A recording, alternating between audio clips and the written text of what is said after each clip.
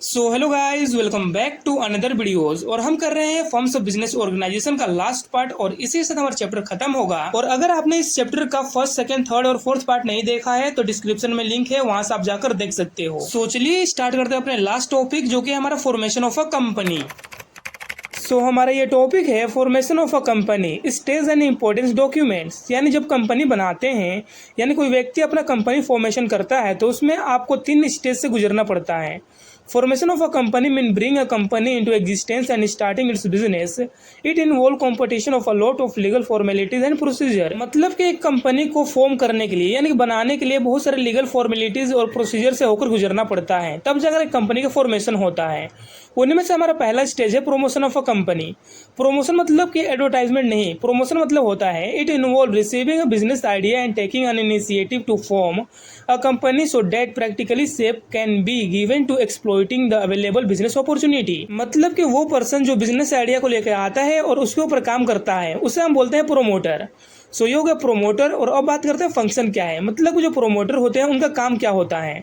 सो promoter का पहला काम होता है identification of business opportunity. The first and most important function of a promoter is to identify a business idea, production of a new product और services. यानी जो promoter होते हैं उनका सबसे इंपॉर्टेंट काम होता है आइडेंटिफाई करना बिजनेस अपॉर्चुनिटी को, कि वो किस फील्ड में काम करे और वो किस प्रोडक्ट को उत्पादित करे, यानी प्रोडक्शन करे किस चीज़ का। सो ये हो गया हमारा आइडेंटिफिकेशन ऑफ बिजनेस अपॉर्चुनिटी। और दूसरा है हमारा feasibility study. After identify the business opportunity the promoter conduct a detail study of a technique और financial and economic feasibility of a business. यानी जो उन्होंने आइडिया सोचा है जिसके ऊपर काम करने वाले हैं, क्या वो फिजिकली और टेक्निकली जो है पॉसिबल है, और जितने उनके पास फाइनेंस है, जितना पैसा है उतने में हो पाएगा या नहीं हो पाएगा, और इकोनॉमिकली फिजिबिलिटी है या नहीं है, उन सबको देखते हुए जो है बिजनेस को स्टार्ट करते हैं। सो ये हो गया हमारा फिजिबिलिटी स्टडी। और तीसरा है हमारा name approval. After choosing the name of a company the promoter submit application to the registrar of a company for its approval. यानी जो प्रोमोटर होते हैं वो सब चेक कर लेते हैं आइडेंटिफाई करने के बाद और फिजिबिलिटी स्टडी करने के बाद वो डिसाइड करते हैं कि अपने कंपनी का नाम क्या रखना है। और जो नाम है कंपनी का वो दूसरे कंपनी से मैच करता हुआ नहीं होना चाहिए, बिल्कुल अलग होना चाहिए। और नाम डिसाइड करने के बाद अपने कंपनी के नियरेस्ट जो रजिस्ट्रार होगा वहां पर जाकर सारे डॉक्यूमेंट्स जो है सबमिट करना पड़ेगा और नेम अप्रूवल लेना पड़ता है, ताकि जो है आपको प्रॉब्लम हो कंपनी को। और फोर्थ है हमारा fixing of signatory to a memorandum of association. The promoter have to decide about the director who will sign the memorandum of association. So इसका मतलब ये है कि जो मेमोरेंडम ऑफ एसोसिएशन है वो एक पेपर फॉर्मेलिटी है जिसके ऊपर हमारे कंपनी के पहले डायरेक्टर द्वारा साइन किया जाता है। और जो डायरेक्टर होता है वो हमारा प्रोमोटर द्वारा डिसाइड किया जाता है कि हमारा पहला डायरेक्टर कौन होगा कंपनी का, और उन्हीं द्वारा जो है मेमोरेंडम ऑफ एसोसिएशन पर साइन करवाया जाता है। और जो हमारा मेमोरेंडम ऑफ एसोसिएशन है उसका एक अलग से टॉपिक है इसके बाद, जिसके अंदर कंपनी के ऑब्जेक्टिव को जो है डिस्क्राइब किया गया है। सो उसके बारे में भी बात करेंगे फंक्शन ऑफ प्रोमोटर के बारे में बात करने के बाद। सो हमारा पांचवा फंक्शन है appointment of professional. Promoter appoint merchant, banker, auditor, ETC. जब कंपनी फॉर्मेशन होता है तो उसमें बहुत सारे लीगल फॉर्मेलिटीज को पूरा करना पड़ता है जिसको फुलफिल करते हैं हमारा प्रोफेशनल। जैसे कि ऑडिटर जो कि ऑडिट करते हैं, उसके लिए हम सीए को अपॉइंट करते हैं। बैंकर जो कि फाइनेंस से रिलेटेड जो है काम देखता है उसे हम बोलते हैं बैंकर। और ये हो गया हमारा अपॉइंटमेंट ऑफ प्रोफेशनल का फीचर यानी कि फंक्शन। और सिक्स्थ है हमारे प्रिपरेशन ऑफ इंपॉर्टेंट डॉक्यूमेंट्स।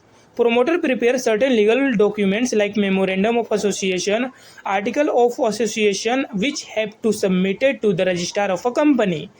यानी कि जो प्रोमोटर होता है कुछ लीगल डॉक्यूमेंट्स को तैयार करता है और उसके बाद कंपनी के रजिस्ट्रार में जो है सबमिट कर देता है। उसके बाद अप्रूवल हुआ तो कंपनी फॉर्मेशन होगा, वरना नहीं। सो यही हमारा फंक्शन था प्रोमोटर का, जो कि बहुत ही इंपॉर्टेंट है। आप इसे याद कर लेना लाइन से, यानी कि सीक्वेंस बाय सीक्वेंस आप याद कर लेना, क्योंकि सीक्वेंस से लिखना पड़ता है पेपर के अंदर। सो ये हो गया हमारा प्रोमोटर का फंक्शन। और अब हम बात करते हैं documents required to be submitted. कौन कौन से जो डॉक्यूमेंट्स से रिक्वायर होते हैं यानी कि आवश्यक पड़ते हैं सबमिट करने के लिए रजिस्ट्रार ऑफ अ कंपनी के। सो पहला है हमारा memorandum of association. Memorandum of association is the most important documents as it define the objective of a company. So हमारा मेमोरेंडम ऑफ एसोसिएशन का मतलब होता है कि जो हमारा कंपनी है उसके ऑब्जेक्टिव क्या है उसको डिस्क्राइब करता है हमारा memorandum of association. Memorandum of association के अंदर बहुत सारे क्लोजेस आते हैं, जिसमें से पहला है हमारा the name clauses. The clauses contain the name of company which the company will be known which has been approve by the registrar of a company. मतलब कि जो आपकी कंपनी है किस नाम से जानी जाती है, उसी नाम से जानी जाएगी जो कि आपके रजिस्ट्रार ऑफ कंपनी द्वारा अप्रूव की जाती है, उसी नाम द्वारा जाना जाता है। सो ये हो गया हमारा द नेम क्लोजेस। और दूसरा है हमारा registrar office clauses. The clauses contain the name of the state in which the registrar office of the company is propose to be situated. Registrar office clause मतलब होता है कि जो आपकी कंपनी है जिस एरिया में जिस स्टेट में बनी है, क्या आपका रजिस्ट्रार ऑफिस जो है उसी स्टेट में है या नहीं है, या उसका जो है ब्रांच कहाँ कहाँ पर है, उसको डिस्क्राइब करता है। और तीसरा है हमारा objects clause. Define the purpose for which the company is form. A company is not legally entitled to undertake an activities which is beyond the object state in this clauses. मतलब कि company जिस purpose के लिए form हुई है उस company के अंदर वही काम हो, अनलीगल काम ना हो, इनलीगल काम ना हो, जिसकी वजह से कंपनी बंद करने की नौबत आ जाए। सो आपको कंपनी के पीठ पीछे जो है कुछ और काम नहीं करना है। जो ऑब्जेक्टिव है, जो काम के लिए आपने कंपनी को फॉर्म किया है, उसी काम को करना है, जो कि ऑब्जेक्टिव क्लोज जो है उसको डिफाइन करता है। Liability clauses. This clauses limit the liability of member to the amount unpaid on share own by them. यानी कि जो हमारा कंपनी है उसके अंदर बहुत सारे बंदे जो है पैसे लगाते हैं, कैपिटल लगाते हैं, लेकिन किसके ऊपर कितना लायबिलिटी है वो डिसाइड करती है हमारे लायबिलिटी क्लोजेस। और हमारा फिफ्थ है capital clauses. This clauses specific the maximum capital which the company will be authorised to raise through the issuing of share.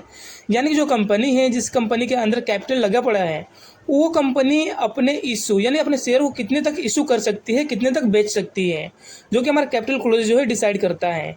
सो ये हो गया हमारा पांचों क्लोजेस के बारे में हमने बात कर लिया, जो कि हमारे मेमोरेंडम ऑफ एसोसिएशन के अंदर आते हैं। सो ये तो हमारा पहला रिक्वायर्ड डॉक्यूमेंट था जो कि कंपनी फॉर्मेशन के टाइम पर चाहिए। और दूसरा है हमारा article of association. So article of association are the rule regarding internal management of a company. इसके अंदर जो है पूरा डिस्क्राइब किया होता है कि जो कंपनी है उसके अंदर का जो रूल है, रेगुलेशन है, और जो भी मतलब अंदर मैनेजमेंट है, उन सबको डिस्क्राइब किया होता है आर्टिकल ऑफ एसोसिएशन में। और तीसरा है हमारा consent of proposed director. Apart from the memorandum and article of association, a written consent of each person name as a director is required confirming that they agree to act in that capacity and undertake to buy and pay for qualification share a mention in the article of association। मतलब कि जो आपके company के director है वो लिखित में दे, return में लिख कर दे कि जो भी वो काम कर रहे हैं अपने मर्जी से कर रहे हैं, उनके साथ कोई भी जबरदस्ती नहीं हुई है, वो रिटर्न में लिख कर दे अपने नाम के साथ। और ये हो गया हमारा थर्ड डॉक्यूमेंट्स। और फोर्थ डॉक्यूमेंट्स है हमारा एग्रीमेंट।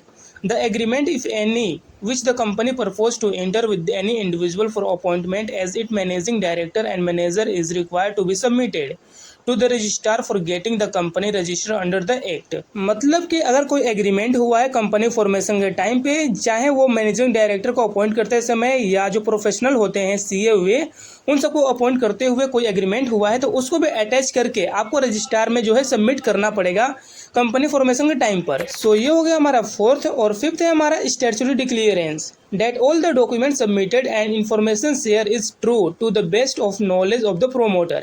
यानी कि जो भी आपने डॉक्यूमेंट सबमिट किया है वो सब ट्रू है, यानी कि सही है, और प्रोमोटर के नॉलेज के, मतलब कि जो प्रोमोटर है, जो प्रमोट कर रहे हैं बिजनेस को, जिसका आइडिया है, उनके बियाह पर जो है आपका जो भी सबमिट किया हुआ डॉक्यूमेंट्स है सब सही है, ट्रू बेस है, तो उससे आपको जो है स्टैट्यूटरी डिक्लेरेंस मिल जाता है कि आप कंपनी फॉर्मेशन कर सकते हो। और हमारा सिक्स्थ है जो कि बहुत ही इंपॉर्टेंट है, रिसिप्ट ऑफ द पेमेंट फी। यानी कि जो रजिस्ट्रार है जहाँ पर आप कंपनी का रजिस्ट्रेशन करवाते हो वहाँ पर रजिस्ट्रेशन फीस जो है आपको जमा करना पड़ता है, जो कि बहुत ही कंपलसरी होता है। सो ये हमने बात कर लिया 6 रिक्वायर्ड डॉक्यूमेंट्स जो कि इंपॉर्टेंट्स होते हैं कंपनी फॉर्मेशन के टाइम पर। ये था हमारा पहला स्टेज जो कि था हमारा फॉर्मेशन, इसमें हमारे प्रोमोटर आते हैं। और दूसरा स्टेज है हमारा इनकॉर्पोरेशन। इनकॉर्पोरेशन क्या होता है? सो हमारा इनकॉर्पोरेशन का मतलब होता है जैसे हमारा बर्थडे होता है वैसे ही हमारा जो कंपनी फॉर्मेशन का डेट होता है उसे हम बोलते हैं incorporation. Incorporation mean registration of a company as a corporate body under the company act 1956 and obtain certificate of incorporation. यानी कि जब कंपनी फॉर्मेशन होता है उसके बाद आपको सर्टिफिकेट मिलता है इनकॉर्पोरेशन का, जिसमें क्लियरली डिस्क्राइब किया होता है कि जो आपकी कंपनी है वो लीगली यानी कि लीगल तौर पर जो है बनाई गई है और आपके कंपनी के अंदर कोई भी कमी नहीं है, यानी कि इनलीगल तरीके से काम नहीं हो रहा है, उन सबको डिस्क्राइब किया होता है। सो आपको ज़्यादा समझ में आएगा जब स्टेप ऑफ इनकॉर्पोरेशन के बारे में बात करेंगे, यानी कैसे हमारा कंपनी का बर्थ होता है, जन्म होता है। सो एप्लीकेशन फॉर इनकॉर्पोरेशन, जो प्रोमोटर होते हैं अप्लाई करते हैं रजिस्ट्रार ऑफ कंपनी में कंपनी फॉर्मेशन के लिए। और सेकंड स्टेप है हमारा फिलिंग ऑफ नेसेसरी डॉक्यूमेंट्स, जो भी आवश्यक डॉक्यूमेंट्स है उसको भरना पड़ता है, जैसे कि memorandum and article of association, और दूसरा कंसेंट ऑफ प्रपोज डायरेक्टर और एग्रीमेंट और स्टैट्यूटरी डिक्लेरेंस। ये सब फॉर्म है भरना पड़ता है, जो कि अभी हमने बात किया था इससे पहले वाले टॉपिक में, जो कि था हमारा क्या, प्रमोशन। और तीसरा है हमारा पेमेंट ऑफ फीस, यानी कि जहाँ पर हम अपने कंपनी का रजिस्ट्रेशन करवाते हैं वहाँ पर रजिस्ट्रेशन फीस जो है जमा करना बहुत ही कंपलसरी होता है, और डिपेंड करता है कि आपका कंपनी का साइज़ क्या है, उसके हिसाब से रजिस्ट्रेशन फीस लगता है। सो ये हो गया हमारा तीसरा स्टेप। और चौथा स्टेप है हमारा रजिस्ट्रार। रजिस्ट्रार जो है सारे हमारे डॉक्यूमेंट्स है उसको चेक करता है, वेरीफाई करता है, और जो रजिस्ट्रार है वो सारे डॉक्यूमेंट्स देखने के बाद अगर सेटिस्फाई होता है तो उसके बाद वो अपने रजिस्टर में जो है कंपनी के नाम को रजिस्टर करता है। और हमारा लास्ट स्टेप है जो कि हमारा सर्टिफिकेशन ऑफ इनकॉर्पोरेशन, यानी कि जो रजिस्ट्रार है वो इशू करता है सर्टिफिकेट ऑफ इनकॉर्पोरेशन, जिसे हम बोलते हैं birth certificate of a company, जो कि हमारा लास्ट स्टेज था। और इसी के बाद कंपनी को जो है एक आइडेंटिटी मिलती है, और इसके बाद जो प्राइवेट कंपनी वाले होते हैं जो अपने प्राइवेट कंपनी को फॉर्मेशन करते हैं, इसी के बाद अपने काम को शुरू करते हैं, कंपनी को रन करने लगते हैं।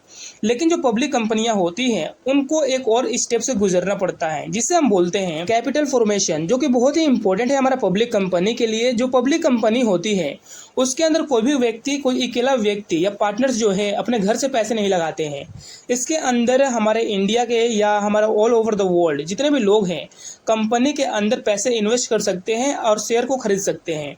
लेकिन प्राइवेट कंपनी जो होती है उसके अंदर शेयर इशू नहीं होते हैं और उसका जो शेयर है वो नहीं बिकता है। यानी कि जो हमारा प्राइवेट कंपनी वाले होते हैं वो अपने शेयर को इशू नहीं करते हैं, सिर्फ पब्लिक कंपनी वाले अपने शेयर को इशू करते हैं। A public company can raise money from the public by issuing shares and debenture, यानी कि जो पब्लिक कंपनी होती है वो अपने शेयर्स और डिवेंचर को इशू करने के बाद उसको जो खरीदते हैं लोग, उससे पैसे से जो है अपने कंपनी को चलाती है। सो चलिए देखते हैं कि जो हमारा पब्लिक कंपनी होती है वो अपने कैपिटल को कैसे रेज करती है पब्लिक द्वारा। सो पहला नेसेसरी स्टेप होता है हमारा SEBI approval. SEBI regulate the capital market of India. A company is required to obtain approval from SEBI. SEBI का मतलब होता है हमारा security and exchange board of India, और हमारा सेबी का काम होता है एश्योर करना कि जो भी कंपनियां शेयर मार्केट में आ रही है, लिस्टेड करवा रही है अपने कंपनी का नाम, वो लीगली सही है या फ्रॉड कंपनी तो नहीं है। सो अगर आपको भी अपना शेयर्स यानी कि अपने कंपनी के शेयर्स को लिस्टेड करवाना है शेयर मार्केट में, तो आपको अपने प्रूफ को देना पड़ेगा और उससे अप्रूवल लेना पड़ेगा सेबी से। इसी के बाद जो है आप अपने शेयर मार्केट में अपने कंपनी को लिस्टेड करवा सकते हो, अपने शेयर्स को बेच सकते हो। और दूसरा स्टेप है हमारा filling of prospectus. Prospectus mean any documents which invite offer from the public to purchase share and debenture of a company. यानी कि हमारा प्रोस्पेक्टस में डिस्क्राइब किया होता है कंपनी के बारे में कि जो कंपनी है लॉस में चल रही है या फायदे में चल रही है, यानी कंपनी के जो भी हमारा बेनिफिट्स है उन सबको डिस्क्राइब किया होता है हमारा प्रोस्पेक्टस के अंदर। और इसके बाद पब्लिक डिसाइड करती है कि आपको कंपनी में इन्वेस्ट करना है या नहीं करना है। जैसे कि मान लो अगर मुझे किसी कंपनी के शेयर्स खरीदना है तो मैं पहले उस कंपनी के बारे में इंक्वायरी करूंगा। इसी के बाद यानी कि अगर इंक्वायरी करने के बाद अगर मुझे लगता है कि उस कंपनी में इन्वेस्ट करने के बाद रिटर्न अच्छा मिलेगा, उसी के बाद मैं उसके अंदर इन्वेस्ट करूंगा। सो इसीलिए प्रोस्पेक्टस को जो है कंपनी वो करती है, इशू करती है एक डॉक्यूमेंट्स जो कि जिसके अंदर पूरे कंपनी को डिस्क्राइब किया होता है। और उसके बाद appointment of banker, broker and underwriter. इसके बाद जो कंपनी है बैंकर, ब्रोकर और अंडरराइटर जो है अपॉइंट करती है। सो चलिए एक एक करके बात करते हैं कि इन तीनों का काम क्या होता है। सो बैंकर जो है एप्लीकेशन अमाउंट को कंपनी तक पहुंचाता है, यानी कि जो शेयर्स का अमाउंट है वो कंपनी तक पहुंचाता है, उसमें बैंकर जो है हेल्प करता है कंपनी तक पैसे को पहुंचाने में। और जो ब्रोकर होता है जिसे हम बोलते हैं मीडिएटर भी बोलते हैं, जो शेयर्स हैं उसको अप्लाई करवाने के लिए पब्लिक से। जैसे कि जो आप शेयर्स हैं आप अपने फ़ोन से भी खरीदते होंगे या बैंक से भी जाकर अप्लाई कर सकते हो आप शेयर्स के लिए। जो कंपनी है अपने इशू करती है शेयर्स को, तो आप बैंक द्वारा भी अपने शेयर्स को खरीद सकते हो, खरीदने के लिए अप्लाई कर सकते हो और फ़ोन द्वारा भी अप्लाई कर सकते हो। और तीसरा है हमारा underwriter. Underwriter is the person who is promised to buy the share if they are not subscribed by the public. They get commission for underwriter. इसमें अंडरराइटर बहुत ही काम आता है जब कंपनी इशू करती है शेयर्स को और कोई व्यक्ति खरीदता नहीं है शेयर्स को, यानी कि पब्लिक द्वारा शेयर्स को नहीं खरीदा जाता है, तो अंडरराइटर जो है वो प्रॉमिस करती है कि मैं सारे शेयर्स को खरीद लूंगा लेकिन इसके बदले में मैं कमीशन लूंगा, जिसे हम बोलते हैं अंडरराइटिंग कमीशन। जैसे कि मान लो कि कंपनी, पब्लिक कंपनी एक है जो कि 1 लाख का शेयर्स इशू करती है, उसमें कंपल्सरी होता है कि कम से कम 90% शेयर तो बिकना ही चाहिए। अगर आपको 90% से 1% भी कम बिकता है तो जो जितने भी पैसे हैं, एप्लीकेशन अमाउंट है, वो सब रिटर्न हो जाएंगे जो भी फाइल किए हैं, यानी कि अप्लाई किए हैं शेयर्स के लिए, उनके पास उनके पैसे दोबारा चले जाएंगे, यानी कि कंपनी को इसमें कुछ भी फायदा नहीं होगा। और इसी जगह पे हमारा अंडरराइटर काम आता है। अंडरराइटर जो है प्रॉमिस करता है कि जो बचा हुआ शेयर है मैं खुद खरीदूंगा, लेकिन उसके बदले में मैं कमीशन लूंगा, जिसे हम बोलते हैं अंडरराइटिंग कमीशन। तो ये हो गया हमारा थर्ड स्टेप। और फोर्थ स्टेप है हमारा मिनिमम सब्सक्रिप्शन। सेबी गाइडलाइंस के अनुसार जो आपका मिनिमम सब्सक्रिप्शन है 90% होना चाहिए, यानी कि आपका जो शेयर्स टाइम है, यानी कि जब आपने शेयर्स इशू किया है उसके 30 दिन के अंदर में कम से कम 90% आपका शेयर्स बिकना चाहिए। अगर इससे कम बिकता है तो आपका जो शेयर्स हैं दोबारा वापस आ जाए कंपनी के पास, और जितने लोगों ने अप्लाई किया था बाकी उनके पास उनका अमाउंट पहुंच जाएगा। सो ये था हमारा फोर्थ स्टेप। और हमारा फिफ्थ स्टेप है application to stock exchange. It is necessary for a public company to list its share on the stock exchange. So promoter apply to the stock exchange for listing the shares of a company. यानी कि जो हमारा public company होती है उसको necessary होता है कि वो स्टॉक एक्सचेंज में अपने शेयर्स को लिस्टेड करवाए, ताकि कंपनी के शेयर्स जो है ज़्यादा से ज़्यादा बिक सके। और सिक्स्थ है हमारा allotment of share. Allotment of share mean acceptance of applicable share allotment letter are issue to the share holder. मतलब कि जब कंपनी के शेयर्स बिक जाते हैं तो उसके बाद अलॉटमेंट लेटर एक निकलता है, इशू किया जाता है शेयर होल्डर के लिए, जिसके अंदर शेयर होल्डर का नाम और एड्रेस होता है शेयर होल्डर के, और उसको सबमिट करते हैं रजिस्ट्रार में, ताकि एक प्रूफ रहे कि आपने इस कंपनी का इतना % शेयर्स खरीदा है और इसके ऊपर आपको प्रॉफिट मिलता है। सो ये हो गया हमारा सिक्स्थ स्टेप और आखिरी स्टेप यही था। सो इस प्रकार